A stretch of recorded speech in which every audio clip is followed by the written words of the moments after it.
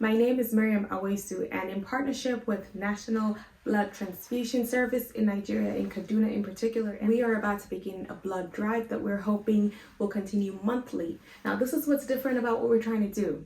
We're trying to get people that will commit to coming back to give blood again and again, not just a one-off, because there is a huge demand for blood and blood products. We found that a lot of people have heard so many myths, most are untrue, and that is what is stopping them from giving blood.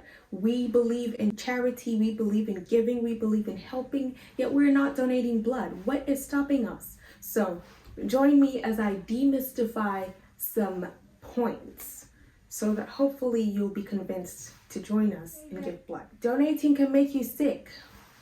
False. Unless you already have a condition, donating blood itself is not going to make you sick. And do not worry, if you have a condition, you can give blood with some conditions. There's always a check, a health check before you give blood. So don't worry, you'll be checked for what conditions you have, and you will be checked to ensure that you have enough blood to give.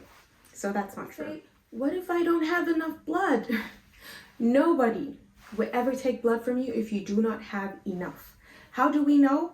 A blood count is done, a blood check is done. So it's actually another good thing when you go to donate blood. You get a health check done, and you just get a little feedback about your health. People say enough people already donate blood. Sadly, that's not true. Blood has a shelf life. It cannot live forever. Before it expires, people use it up anyway. So in future, people would need more blood. Also, you have to remember that it's not everybody who gives blood. It's not everybody who wants to give blood that can give blood. There are people with health conditions that cannot give blood. There are people that just do not have enough blood to give, like me. I never do, I never will. When it comes to screenings and people are screened out and they can't give blood, that lowers the number of people that can and are willing to give blood. So please do not ever think that enough people are doing this. There's no such thing as enough or too much. I gave my blood for free, but they sold it. Again, this is not true. Blood has to be stored at very cold temperatures, which means refrigeration, which means electricity, which means costs. It also needs to be stored in sterile conditions. You don't want it stored in a way that it could get infected. You also have to remember that when it's time to give the blood, you don't just drink it. It has to be given, and you need equipment for that. So the blood user is actually charged for all those costs of storage and refrigeration. Your blood is not sold. We could never sell your blood because blood is priceless. You cannot donate if you have high cholesterol. This is untrue. Having high cholesterol or taking medication to lower cholesterol levels do not disqualify a person from being able to donate blood. Say if someone is taking medication, they cannot give blood. This is also false to a large extent. There are some medication that when you're taking, you cannot give blood, like anticoagulants, antiplatelet medications, and even some anti-acne medications. But don't worry, you do a blood check and a screening, so this will be rectified. You can give blood if you're on most medications. People say, I'm too old to give blood. No, you're not.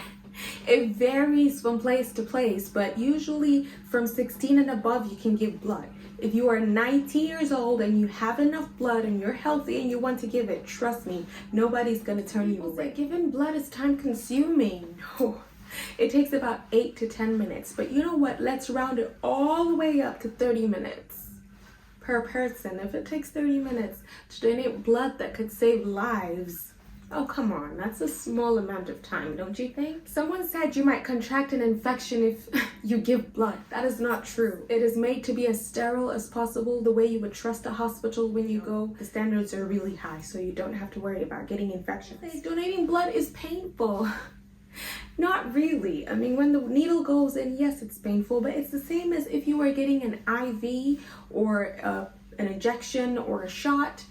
It's just the pain of the needle. It doesn't last long, and while the blood is flowing out for a few minutes, that is absolutely not painful. And just like when you get an injection or a shot, there might be a little bruising and it's a little sore for a bit, but trust me, it's nothing that's going to keep you from doing your daily activities. Someone said you could give blood only once a year. That is absolutely not true. Your blood is usually replaced within 8 weeks of giving. That's about 2 months. So actually, it's advised that every 2 months you could give blood. So you could give blood many times during the year, which is what we're hoping that you will do. Say you cannot donate if you have high blood pressure. This is largely untrue. As long as a person has systolic blood pressure lower than 180 and diastolic blood pressure lower than 100, then they can give blood. So it has to be really high for you not to be able to give blood. But if it's lower than 180 over 100, you're good to go. Vegetarians and vegans can never donate blood. This is absolutely false.